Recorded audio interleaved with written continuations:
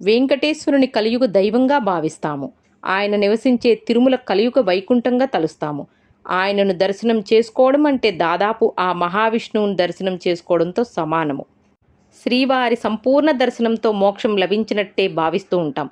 అలా జరగాలంటే శ్రీవారి శిరసాగ్రం దర్శించుకోవడంతో పాటు పాదాలను కూడా వీక్షించాలి. దీన్నే నిజపాద దర్శనం అంటారు. శ్రీవారి బంగారు పాదపద్మములు ఎల్లవేళల పుష్పాలు తులసితో నిండి ఉంటాయి. శుక్రవారం అభిషేక సేవకు ముందు బంగారు పాదకవచములను పక్కకు తీసి స్నానపీఠంపై ఉంచి ఆకాశగంగ తీర్థ జలాలతో అభిషేకిస్తారు. అభిషేక సేవానంతరం నిజపాద దర్శనం ఉంటుంది. ఆనంద నిలయంలో వెలిసిన శ్రీ వెంకటేశ్వరుని విగ్రహం పరీక్షగా గమనిస్తే శ్రీనివాసుడు తన చరణములే భక్తులకు శరణమంటూ తన కుడి చేతిని పాదాల వైపు చూపి దర్శించుకో తరిస్తామంటాడు. ఆయన తనున్నానని సూచించడానికి పాదాలను విశేషంగా వినియోగిస్తారు. అసలు శ్రీనివాసుడంటే శ్రీపాదములు. మహావిష్ణు పాదములకు ఎంతో విలువ ఉంది.